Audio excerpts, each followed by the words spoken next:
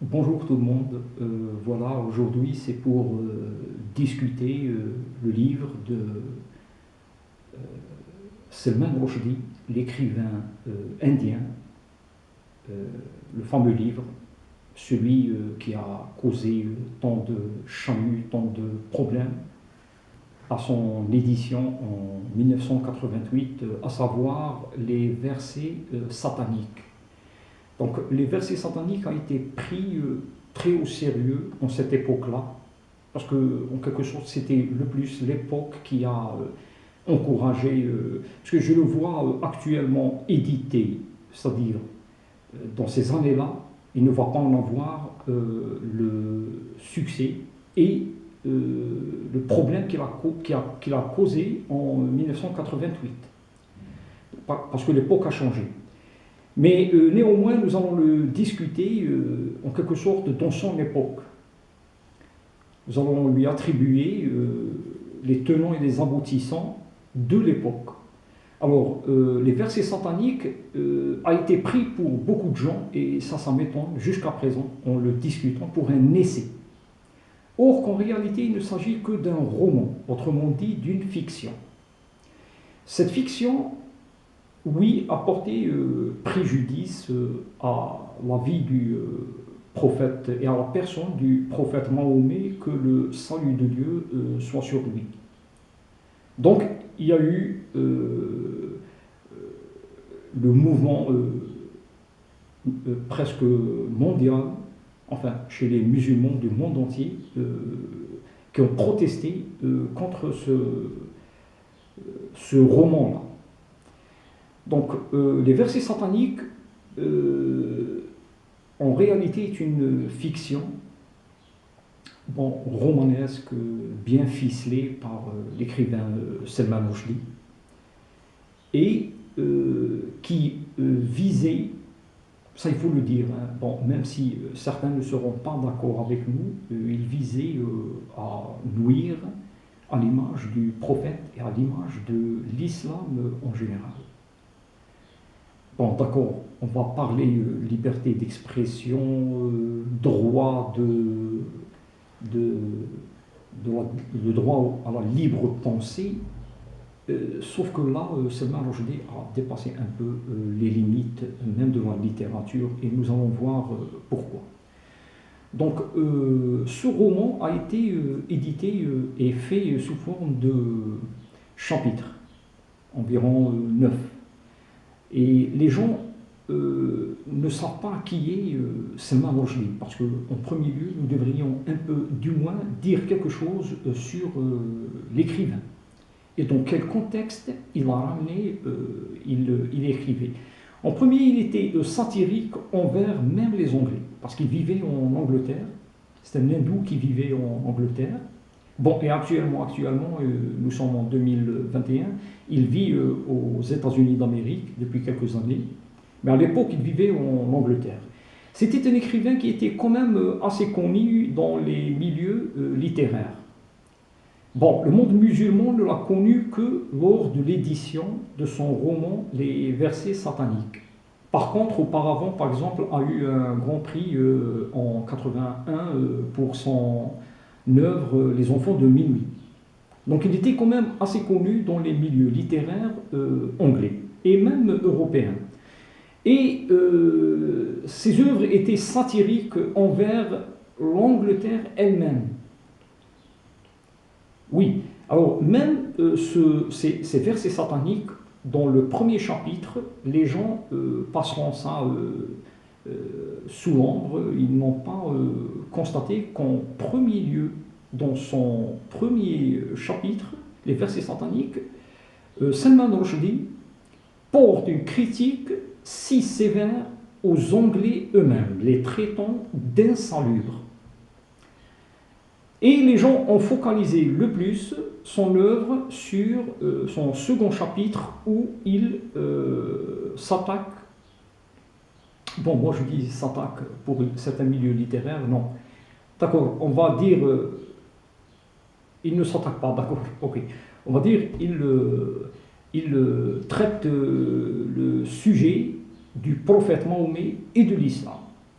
Alors, dans son roman, je vais un peu parler de ce roman-là. Il s'agit de deux personnages de fiction qu'a inventé Salman Rushdie, à savoir euh,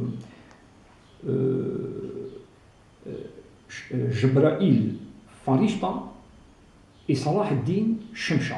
Donc, Salah ad-Din Shemsha et Jibril Farishta. Alors, pendant ce vol qu'ils prennent et qu'ils les mènent en Angleterre depuis l'Inde, une kamikaze se fait exploser en plein avion.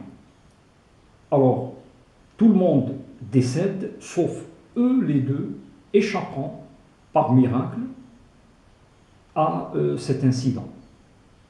Et en descendant depuis l'avion qui explose, ces deux personnages de fiction se transforment, subissent une métamorphose. L'un deviendra ange et l'autre deviendra démon.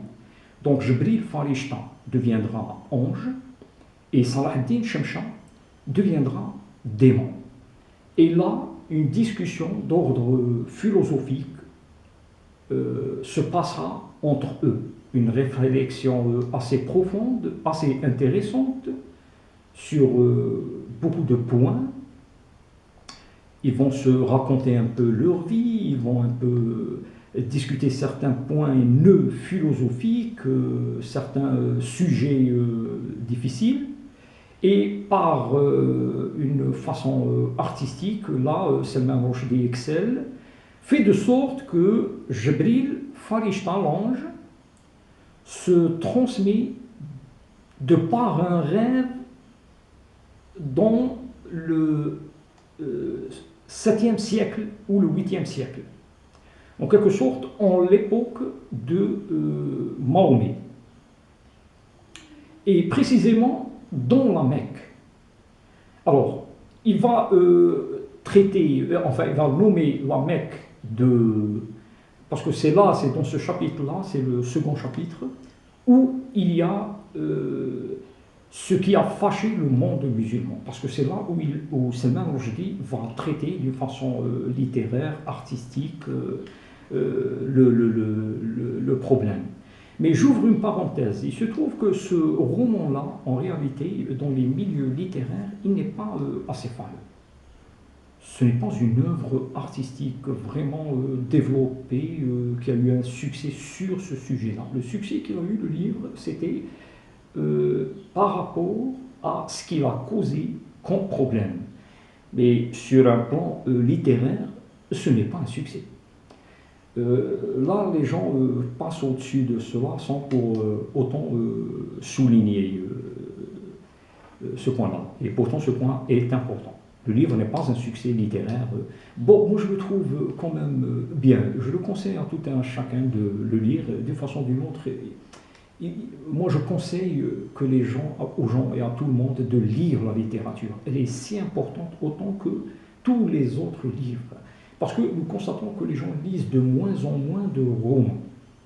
Alors, ce Jibril Farishta, transporté dans ce Moyen-Âge-là, à l'époque du prophète Mahomet, et dans la Mecque, là, il va traiter le sujet de pas mal de personnages qui ne sont pas une fiction.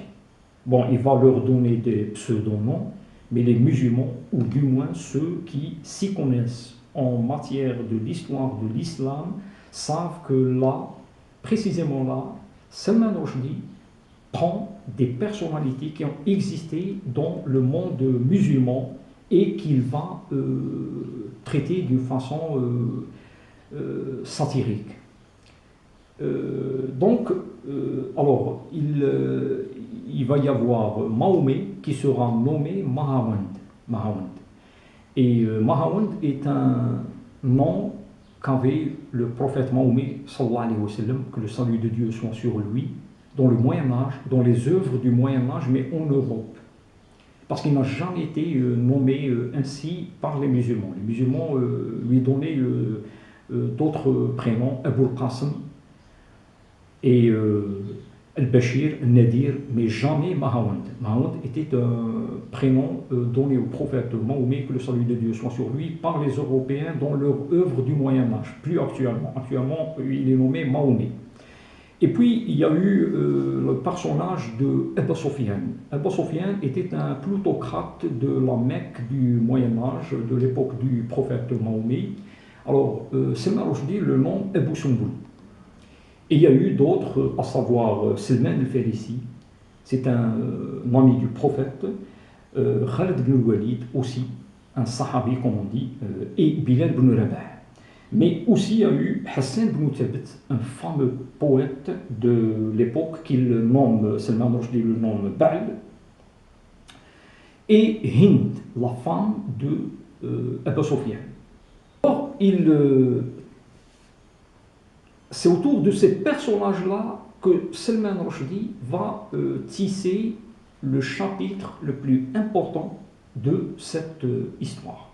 Alors, la Mecque, il donne à la Mecque un nom de Medinat al-Jahiliya, en quelque sorte la ville de l'ignorance. Pourquoi? Parce que les musulmans, avant l'islam, nommaient cette période-là, qui a précédé l'arrivée de l'islam, comme al-Jahiliya. Al-Jahiliya, en quelque sorte, l'époque de l'obscurantisme, l'époque de l'ignorance. Et les musulmans voient que l'islam, à son arrivée, il a raffiné leurs mœurs, il a tout corrigé. C'était une révolution, mais une bonne révolution. Une révolution en guise de raffiner et de civiliser les Arabes et le monde en général.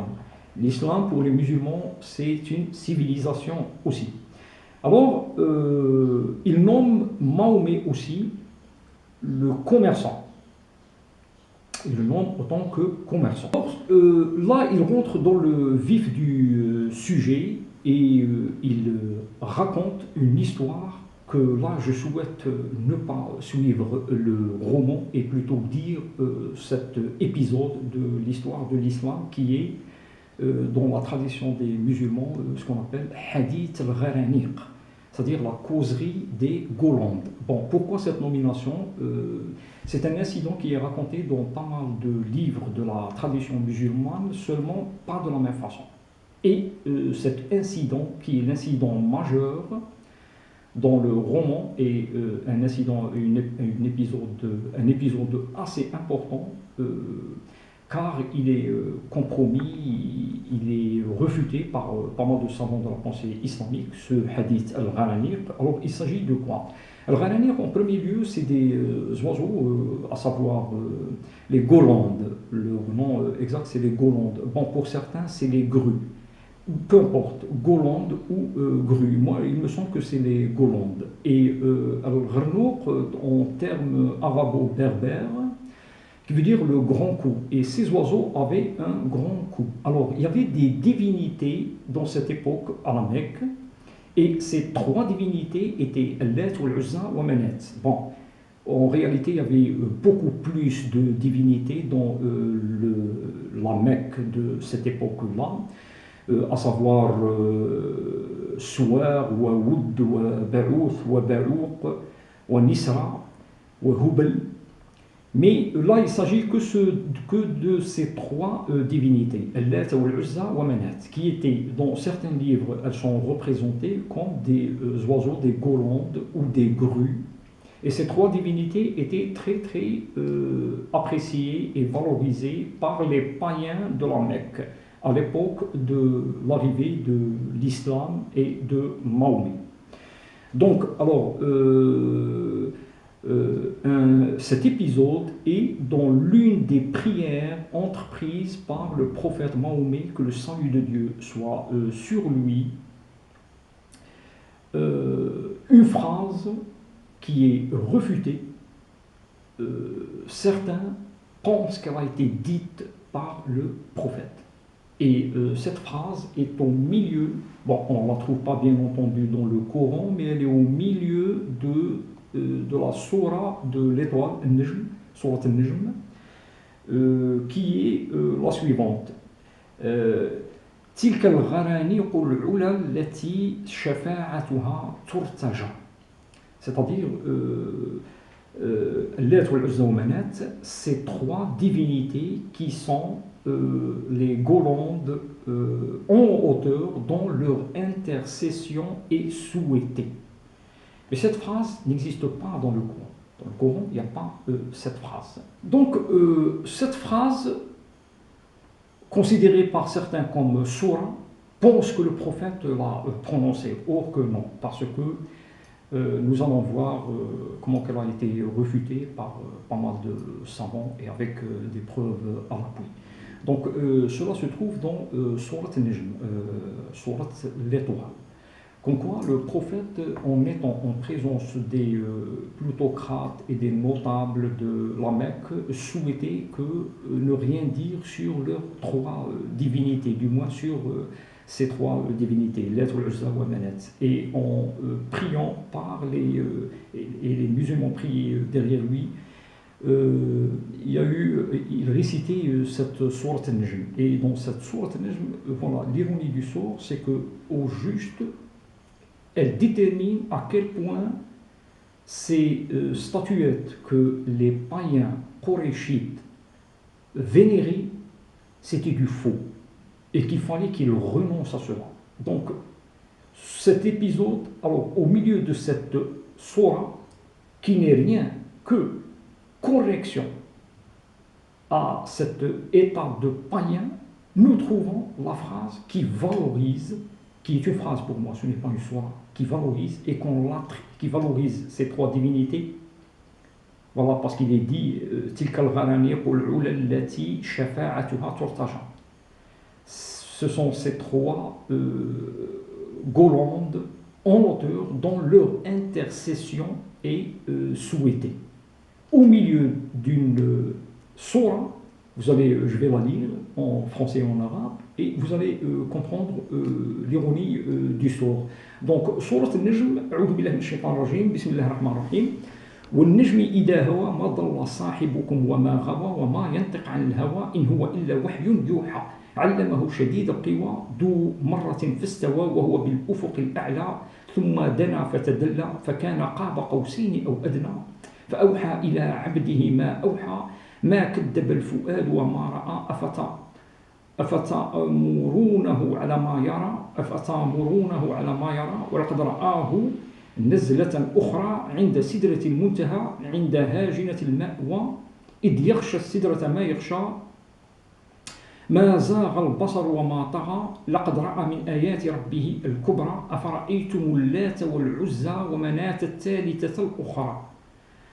Alors là, directement, il y a ألكم الذكر وله الأنثى et non plus تلك الغرانيق العلا التي شفاعتها ترتجى. Ça n'existe pas. Donc on attribue cette phrase à cet endroit-là précisément. Or que nous constatons que les premiers versets ne sont que corrections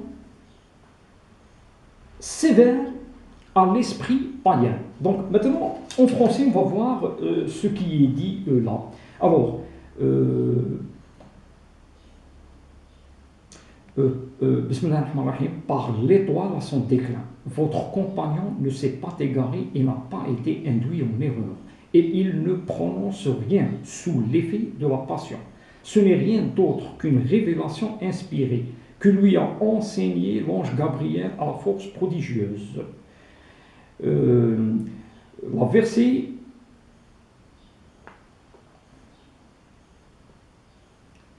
alors, ce ne sont que des noms que vous avez inventés, vous et vos ancêtres.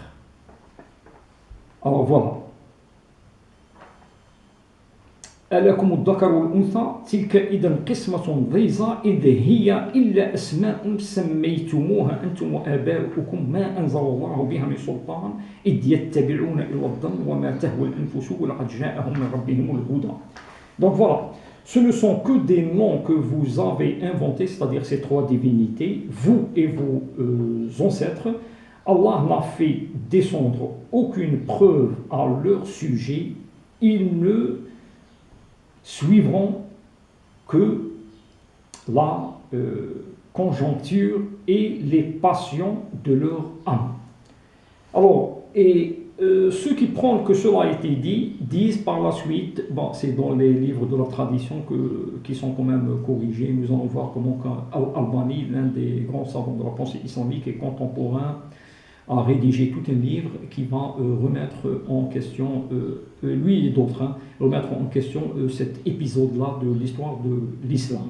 Donc, et à la fin de la lecture de cette sourate, si nous allons prendre en considération que le prophète avait dit cette phrase-là, il se prosterne et les Qurayshites païens, très très nouveaux, dans leur islam, prosternent après lui.